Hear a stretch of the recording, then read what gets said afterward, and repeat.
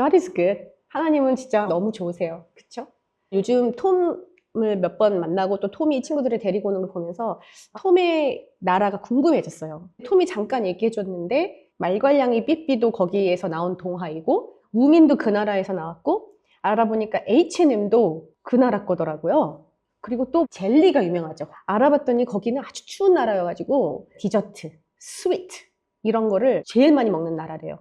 제가 스웨덴하고 북유럽에 대해서 리서치를 하면서 알게 된 이야기가 있어서 여러분하고 나누려고 해요. 자, 세계의 10위 산유국 어디이게요? 사우디아라비아, 미국, 또 중국, 러시아. 우리 상식이 아주 좋습니다. 멕시코, 브라질, 그다음에 근데 왜 이런 질문이 나오죠? 이라크, 카타르, 노르웨이예요. 나이지리아. 그리고 여러분 아마 들어보지도 못했겠지만 나우르. 여기서 아주 석유가 많이 나와서 전 세계 1위인 적도 있어요. 그리고 베네수엘라. 이런 나라들이 대표적인 산유국이에요. 우리가 딱 들어봤던 나라들, 부유한 나라들이잖아요. 그런데 아까 여러분 이상하게 여겼던 멕시코, 또 들어보지도 못했던 나우루, 베네수엘라 이런 나라들은 이상하다, 부유하지 않은데 왜 그럴까요? 자기만 쓰려고 숨긴다. 성격 나옵니다. 정부가 횡령을 해. 자, 성격 다 나왔어요. 자, 또 다 나눠져서 또 기술이 없어서 다른 사람한테 부탁해서 다른 나라에 여러분 거의 다 얘기했어요. 네, 이 석유를 찾는 거 탐색 기술부터 있어야 되고요. 바닷가 한가운데서 아니면 땅 한가운데서 추출해내는 기술이 필요하고 그 다음에 정제하는 과정이 필요하고 운반하고 가공해서 수출까지 하는 이 모든 과정이 필요한데 자기들은 기술이 없기 때문에 다른 나라에서 기술을 가지고 와서 쓰다 보니 그리고 정부가 너무 많이 써버린다거나 아니면 거기서 얻은 이득을 잘 활용하지 못해서 망한 나라들이 있어요. 그래서 산유국인데도 불구하고 가난한 나라들이 있는 거예요. 근데 노르웨이가 원래 그렇게 부유한 나라는 아니었어요. 최근까지도. 불과 한 65년 이후만 해도 아주 가난한 나라였습니다. 그런데 오일을 발견합니다. 이렇게 2차 대전 이후에서 유럽에서 아주 가난했던 이 노르웨이가 이 석유를 인해서 가장 부유하게 된 이유 중에 생산력을 절제시키는 거, 그 다음에 기술을 길러서 스스로 다 할 수 있게끔 한 거. 그런데 여기 한 가지 더 아주 인트레스팅한 일을 했어요. 그게 뭐냐면 국부 펀드라는 것을 만들었어요. 이게 뭐냐면 여기서 나온 돈의 전부를 처음에 국제사회에 국제뱅크에다가 다 넣어놓습니다. 그 다음 거기서 나오는 이자로 이 나라가 돌아가게끔 한 거예요. 그 이자가 충분해서 심지어 그걸로 모든 국가의 free medical, free education이 가능해진 거예요. 절대 원금은 건드리지 말자. 이자만으로 우리 국민을 위해서 쓰자.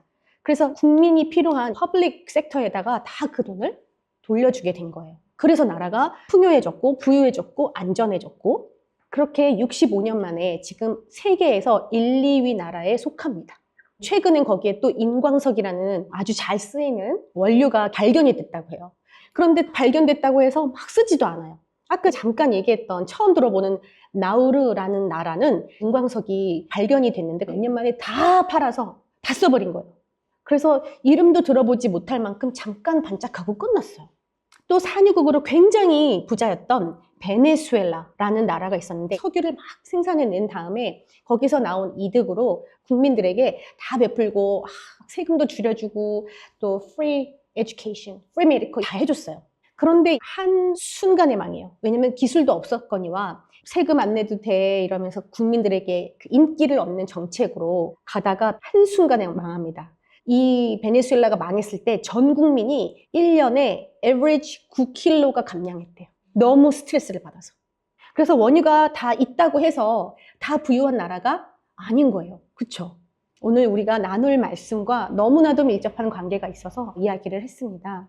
요한복음 15장 1절에서 11절이에요. 하나님은 정원사, 예수님은 포도나무, 우리는 가지.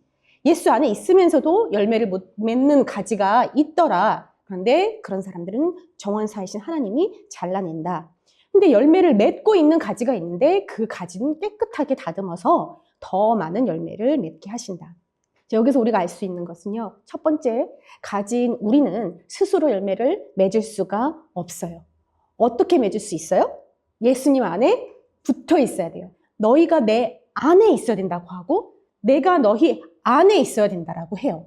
내 안에 너 있다. 이 말에 그냥 마음이 혹 가잖아요. 내 안에 너 있다 할 만큼 내 안을 가득 채우고 있을 때 우리가 그런 얘기를 하잖아요. 이 말은 진짜 너밖에 생각 안 나고 너만 그립고 보고 싶고 가슴이 뛰고 너로 그냥 가득 차 있어. 이럴 때 내 안에 너 있다.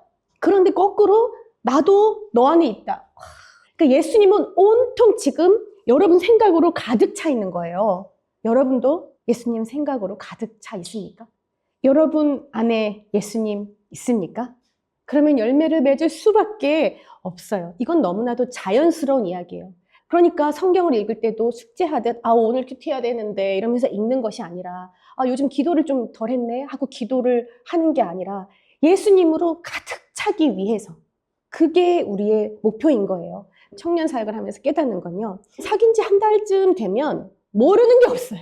그냥 1년, 2년, 3년이 지나도 서로에게 비밀로 하고 특히 교회에서도 나누지 않는 것들을 사귀기 시작하면은 옛날에는 한 달, 요즘에는 뭐 일주일도 안 걸리던데. 자기의 속 비밀을 다 얘기하고 모든 것을 다 쉐어하고 아무튼 그렇게 가까워지면서 이 모든 거를 비밀까지 다 얘기하는 거예요. 그러면서 풀 신뢰를 주더라고요. 그 사람에게 모든 걸 다 나누고 그 사람도 나에게 모든 걸 다 나누고 서로 함풀할 거라는 생각을 안 하는 거예요. 그리고 엄청 가까워지더라고요. 굉장히 놀라워요. 무슨 말이냐면은 예수님하고 친밀해지는 이 관계도 오래 걸리는 게 아닌 거예요. 어떤 어마어마한 노력을 통해서 수련을 통해서 가까워지는 게 아닌 거예요. 우리 안에는 그렇게 친밀할 수 있는 그런 마음의 자세 또는 캐파시티가 있다는 거예요. 그런데 언제? 정말 상대방에게 마음을 확 열 때, 그리고 이 사람을 너무 사랑할 때 우리는 그저 그냥 마음을 확 열고 그 사람을 신뢰해요. 이게 오늘 말씀에서 얘기한 예수가 내 안에 있고 내가 예수 안에 있는 그런 모습입니다. 그러면서 여기 아주 매직 워드가 있는데요. 만약에 너가 내 안에 내가 너 안에 있다면 무엇이든지 원하는 대로 다 이루어질 것이다. 자, 이거 깊이 이제 들여다보도록 할 건데요. 아까 우리가 원유가 콸콸 쏟아지는 그런 나라에서도 가난한 나라가 있다고 했어요. 그 이유 중에 첫 번째가 뭐였냐면 자체 생산 기술, 자체 기술이 없어서예요. 우리가 예수님과 긴밀한 교제 가운데 비유해 본다면요. 처음에 우리는 원유를 탐색해야 돼요. 그러니까 노르웨이도 고작 65년 전쯤에 이 원유가 있다는 것을 발견한 거잖아요. 그러고 나서 나라가 강력해졌잖아요. 그러니까 이것을 열심히 찾아야 되는 거예요. 우리가 예수님을 믿지만 예수님을 믿고 나서 예수님을 알고 싶어지는 이 마음, 기름을 찾듯 열심히 찾는 거예요. 정말 나는 진리를 따라서 살고 싶어요 하면서 이 목마름과 소망을 가지고 열심히 그 진리를 찾는 거예요. 그저 로또 사고 언젠가 로또가 당첨되겠지 이게 아닌 거예요. 언젠가 하나님이 나와 함께 하시겠지, 언젠가 나를 쓰시겠지, 이런 게 아닌 거예요. 정말 열심히 탐색하는 겁니다. 그 진리를 따라 살고 싶어요. 이 목마름을 가지고 말씀을 사랑하고 주야로 하나님의 말씀을 묵상하면서요, 천국의 비밀을, 그 구원의 비밀을 발견하고 싶어요. 매일마다 새롭다는, 항상 승리한다는 이 비밀을 저는 발견하고 싶어요 하고 계속해서 탐색해야 되는 거예요. 자, 오일이 발견되면 그 다음 뭐 해야 돼요? 오일이 굉장히 띡하고 불순물이 있어서 굉장히 더럽대요. 원래는 까맣고 되게 더럽고 묵직하고 이렇게 끈적여요. 그거를 이제 걸러내는 과정이 필요하잖아요. 그런 것처럼 우리가 예수님을 알고 그 진리를 알면 우리의 너무나도 잘못된 하나님과 반대되는 습관들, 생각들, 우리 마음셋들, 이런 거를 하나님 앞에 깨끗하게 걸러짐을 받아야 돼요. 이게 한 번에 추출로 되지 않아요. 계속해서 이 쓸만한 기름이 들 때까지 계속 걸러지고 우리의 생각도 걸러지고 우리의 마음도 걸러지는 거예요. 계속해서 하나님 앞에 가져가면서 하나님, 나의 생각과 나의 마음, 나의 습관, 나의 방식들을 하나님 걸러주세요, 변화시켜주세요 하고 가져가는 겁니다. 우리가 머리로만 알 때가 너무나도 많고 우리가 그냥 그걸 안다라고 생각할 때가 너무나도 많아요. 그런데 우리가 주일날만 들은 말씀으로도 이 말씀대로 살아내는 것만으로도 아마 한 주가 너무나도 벅차고 너무나도 즐거울 거예요. 그런데 여러분 매일 말씀 읽으시죠? 그 말씀이 여러분 삶에 살아서 역사해요? 여러분 그대로 스스로 살아낸다는 것은 절대 쉬운 일이 아니에요. 그런데 이것을 누가 하시냐면 우리가 붙어있는 그 포도나무 예수님이 이 일을 하게 하세요. 그래서 이렇게 말씀으로 살아낸 다음에는 우리가 지혜롭게 매사에 적용할 수 있어야 돼요. 나의 삶을 픽스하고 바꾸고 하나님의 뜻대로 우리 삶 속에 적용할 수 있어야 돼요. 이렇게 잘 가공된 우리의 삶은 그 다음에 수출이 됩니다. 적극적으로 사회에 나가서 커뮤니티에 가서 인볼브하는 것이에요. 그럴 때 이 기름은 잘 수출된다고 표현할 수 있어요. 실전에서 우리가 뛰어보지 않으면요, 무슨 말인들 못하겠어요. 그쵸? 뭘 모르겠어요. 다 머리로는 알 수가 있어요. 하지만 진짜 꾸준한 연습과 훈련이 필요하죠. 우리가 예수님을 알아도 정말 나의 예수님, 진짜 나와 친밀한, 아까 우리가 얘기했던 프로세스, 추출되고 또 운반되고 가공되고 수출되는 이 모든 과정에서 예수님과 함께 해봐야 우리는 아주 세밀하게 하나님과 나와의 관계까지 이룰 수 있게 돼요. 그래서 머리로만 알지 말고 정말 하나라도 하나님, 오늘 하나님 내 삶에서 그 구원을 이뤄가심을 보고 싶습니다 하고 실전에서 그 연습과 훈련을 하면서 감각을 잃어버리지 않고 지속적으로 예수님을 알아가는 훈련이 필요해요. 여러분, 오늘 이 말씀이 여러분에게도 도전이 되기를 바라요. 바울은 선교에 미쳐 있었고 예수한테 미쳐 있었고 시간만 나면 예수를 전하는데 심지어 감옥에 의도적으로 들어가서까지 고생을 받아가면서까지 예수님을 사랑하던 사람이에요. 그 바울도 심지어 내 몸을 쳐서 나는 복종해야 한다. 그만큼 매일마다 목사님, 저는 제가 너무 게으른 것 같아요. 목사님, 저는 쇼츠를 못 끊겠어요. 목사님, 저 어떻게 하면 좋아요? 이런 게 아니고요. 진짜 바울처럼 내 몸을 쳐서 복종하는 이런 일들이 우리 삶 속에 있어야 돼요. 뭐 때문에? 나 예수 안에 있다. 이거 하려고. 그럴 때 예수님이 내 삶을 이끌어 가시는구나. 내 공급원이 예수님이구나. 이것을 우리는 알 수 있게 돼요. 그럴 때 우리는 예수님을 신뢰하게 돼요. 그럴 때 기도가 재밌어지고, 그럴 때 말씀이 즐거워집니다. 아까 말한 노르웨이가 잘 선택한 국부 펀드, 지금 전 세계에 1, 2위를 차지하는 부유국가가 될 수 있었던, 이것은 무엇이냐면 나라가 횡령하지 않고 다 잘 매니지해주고 국민들에게 돌려주는 이 시스템이 얼마나 좋습니까? 그런데 대부분의 국민들이 나라가 지금 어떤 위기에 처했다, 아니면 어떻게 돌아가고 있다 다 알고 있어요. 다 자기들만의 계획이 있겠지만 내 멋대로 살지 않아요. 나라가 하라는 거, 또 나라가 지켜줘 라고 하는 것들을 국민들이 열심히 잘 참여해서 도와줍니다. 만약에 IMF가 터지거나 경제 위기로 망해요. 그러면 노르웨이도 망할 수 있잖아요. 그때를 대비해서 이 국부 펀드의 원금을 전 모든 국민에게 다 나눠주게끔 계약을 해놨어요. 이게 무슨 말이냐면 그 원금이 노르웨이 국민의 수에 어플라이가 된다면 얼마냐면 1인당 4억이 돌아가는 거예요. 혹시 무슨 일이 났어요? 무슨 문제가 생겼어요? 그래도 노르웨이 국민은 충분하다, 넉넉하다. 그러니까 살고 싶은 나라, 부유한 나라, 안전한 나라, 그쵸? 가고 싶은 나라가 되는 거예요. 우리가 믿고 우리가 살고 있는 이 천국 삶은요, 이보다도 훨씬 더 안전하고 그하고는 상상도 할 수 없이 하나님이 매니지를 하는 이 하늘나라의 삶은요, 하나님이 계획해 주시고 하나님이 인도해 주세요. 그리고 그 원유가 끊이지가 않아요. 무슨 말이에요? 그 복의 근원이 끊이지가 않는다는 얘기예요. 제가 오늘 원유로 비유해서 좀 너무 materialism에 익숙해 있다라고 생각하지는 말아주세요. 기름이 끊임없이 생산되는 것처럼 예수님이 주시는 이 기쁨은, 그리고 하나님이 주시는 복은요, 여러분 끊임이 없어요. 끊임없이 계속 줄 거예요. 그렇다면 여러분 이것을 받아쓰지 않을 이유가 뭐가 있어요? 그리고 믿지 않을 이유가 뭐가 있어요? 이 하나님이 그것을 통제하시고 그걸 컨트롤하시고 그거를 나누시고, 혹시 무슨 일이 있을 때라도 걱정하지 마. 내가 너네를 위해서 다 준비해 놨어. 걱정하지 마.